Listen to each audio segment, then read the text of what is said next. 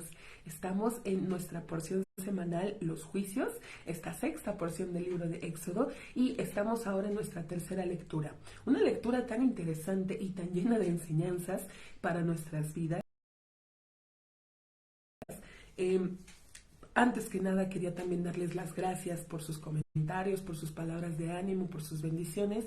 Igualmente, mis amados hermanos, que Dios nos llene de bendiciones a todos. Y pues estamos entonces en nuestra tercera lectura. Vamos a tener un pequeño desfase de un verso, porque mientras que en la versión Reina Valera empiezan en el verso 5, pues aquí yo empiezo en el verso 4. Pero estamos en nuestro capítulo 22 y decíamos nuestra tercera lectura. Dice: si pastoreare un hombre un campo o un viñedo, y mandare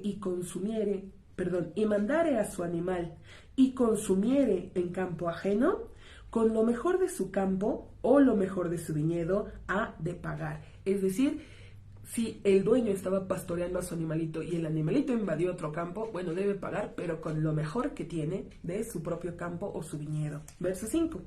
Si saliere fuego y encontrare espinas y hubo de consumirse la parva o la espiga o el campo, pagará el que encendió a la lumbre. ¿Por qué dice si saliere fuego? Es decir, si alguien prendió fuego aún dentro de su campo y vino un viento, sopló y esparció este fuego hacia el campo de otro, consumiéndole lo que ya tenía, ya sea en la cosecha, plantado, o ya que lo hubiera recogido y estaba guardadito, aún así debe pagar por lo que consumió este fuego, por no haber cuidado su fuego que encendió.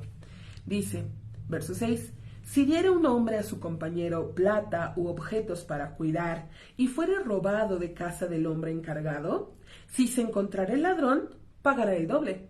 Si no se encontrará el ladrón, entonces se acercará el dueño de la casa, es decir, el encargado, hacia el juzgado, si no extendió su mano en la labor de su compañero. Es decir, se va a presentar ante los jueces para dar este juramento de que no fue él el que tomó la pertenencia de su compañero, lo que le habían encargado.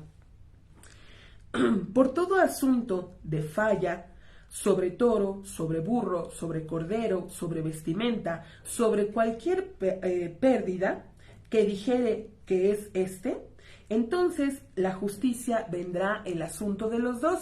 El caso que lo culparen, los jueces pagará doble a su compañero. Es decir, si hay un problema de ambas partes, que ambas dijeren que es suyo, o que no lo perdieron, el problema está entre los dos, deben ir ante los jueces, y aquel que designen los jueces como el culpable, dice, va a pagar el doble a su compañero. Si diere un hombre a su compañero un burro o un toro o un cordero y todo animal para cuidar, y se murió o se rompió, es decir, se fractura, se lastima el animalito, o fuere capturado, no hubo quien lo vea, es decir, no hay un testigo, juramento de Dios habrá entre los dos, si es que no extendió su mano en la labor de su compañero, y se llevará el dueño, mas no ha de pagar. Es decir, si decíamos se fracturó, se lastimó, murió, robaron el animal, debe ir ante los jueces para que dé este juramento, el que tenía el animalito, de que no fue él, de que no fue su culpa, él no quiso hacerlo. Y el dueño dice se debe llevar este juramento y no se debe de pagar nada. Verso 11. Pero si robar fuere robado de con él, habrá de pagar a su dueño. Es decir, si se le está cobrando, está cobrando por cuidar el animalito y no puso atención, se perdió, se extravió, dice, ha de pagar, ahí sí en este caso, ha de pagar a su dueño. Verso 12. Si devorar fuere devorado, traerá testigo a lo devorado, no habrá de pagar. Como decíamos, si hay un testigo, no hay tanto problema. Y si pidiere prestado un hombre algo de su compañero y se rompió o murió, si su dueño no estaba con él, pagará. Pero si su dueño estuviere junto a él, no pagará. Entonces vemos que el que toma prestado un objeto es responsable de este objeto, debe cuidarlo, debe preservarlo. Pero en dado caso de que el dueño estuviera junto a él, pues no hay ningún problema y por eso no tiene que pagar. Y como enseñanza muy especial, muy bonita que me pareció, nuestra vida es prestada. Por lo tanto, debemos hacernos responsables de cualquier daño que pueda acontecerle a ella, a la misma. Pero si estamos junto al dueño, que en este caso el dueño pues es nuestro Dios, si tenemos a Dios siempre con nosotros presente, en todo momento, pues no tendremos que pagar realmente nada. Esta enseñanza me pareció muy hermosa.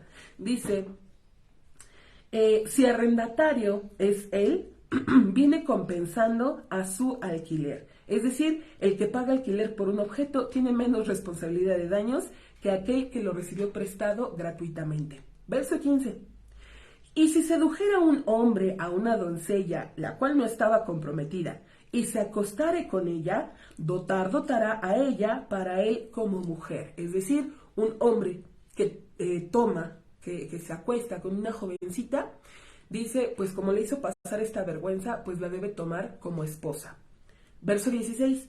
Si negare su padre de ella de dársela a él, plata ha de pagar conforme al dote de las doncellas. Es decir, si el padre de la joven no quiere a ese yerno y no se la va a dar, entonces el joven debe pagar por la vergüenza, decíamos, que hizo pasar a la muchacha, de acuerdo a la familia. Digamos, si es una familia de estatus, a la dote, pues debe ser mucho. Si es una familia un poco menor, pues también la dote sería menor.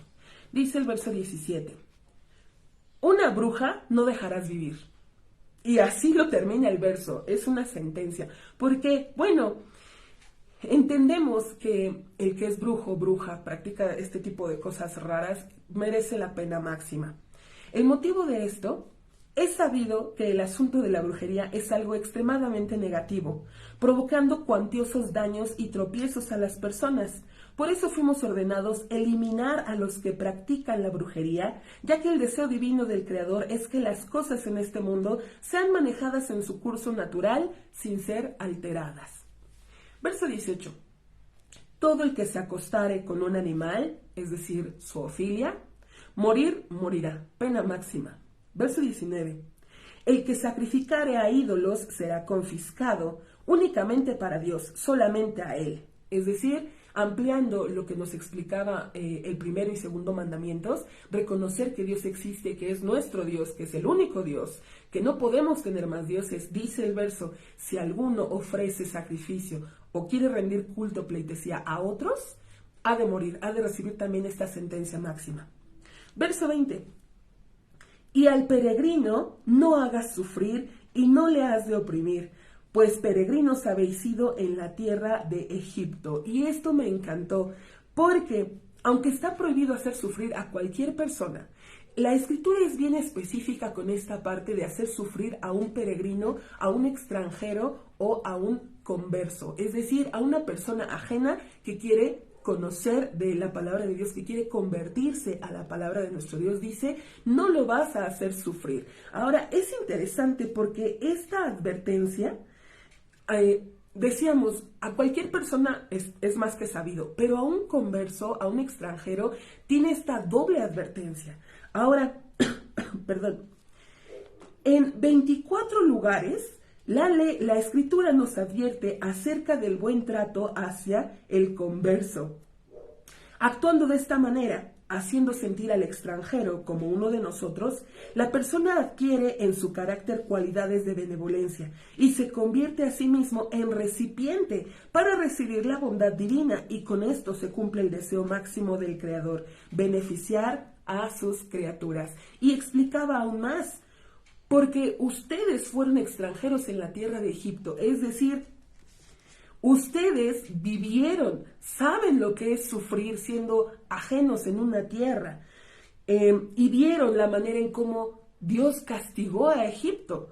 Bueno, pues entonces aprendemos de aquí que Dios siempre va a proteger al indefenso. Y para más prueba, los versículos siguientes: toda viuda y huérfano no han de hostigar. Porque si una viuda, un huérfano, ya han perdido a un ser amado, ya han sufrido, y encima le añades que tú lo molestas y lo hostigas, está clarísima la ley: no lo hostigues, no aumentes su humillación. Porque, dice el verso 22, si hostigares a él, es la advertencia, es un cuídate. ¿Por qué?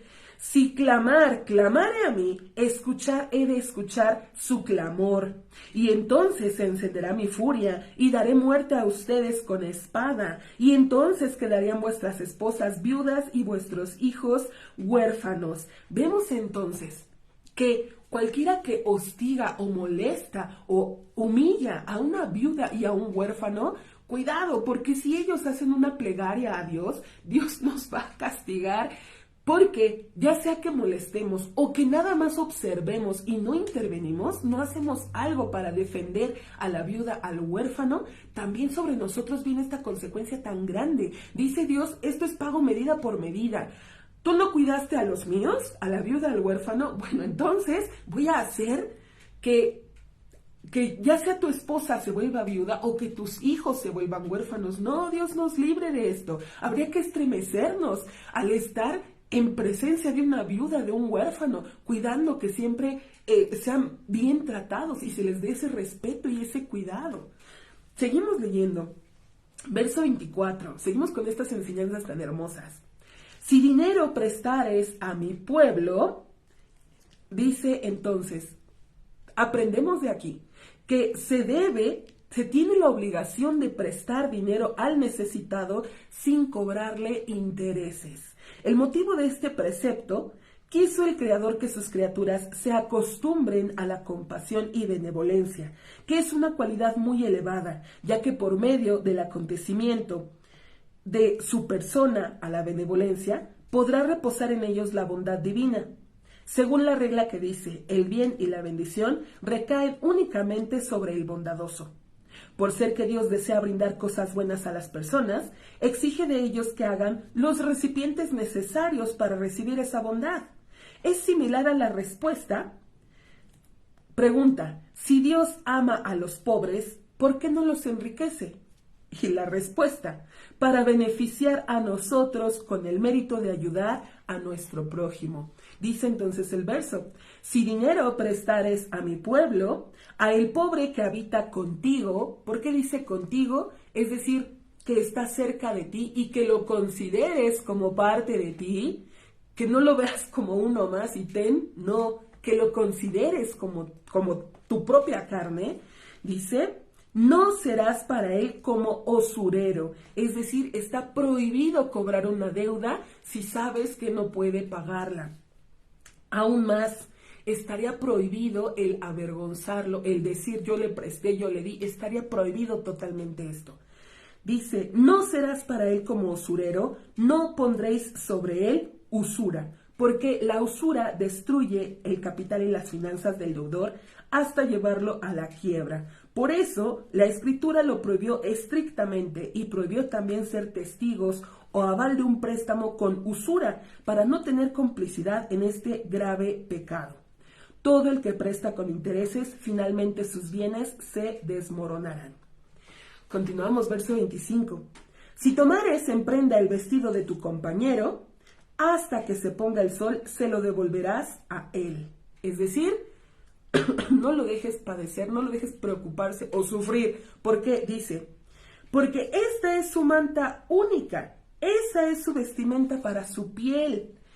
¿Con qué se acostará? Y será, si clamare a mí, y escucharé, pues misericordioso soy yo. Decimos, tú tomaste su prenda, bueno, regrésaselo, devuélveselo antes de que se acabe el día, antes de que se oculte el sol.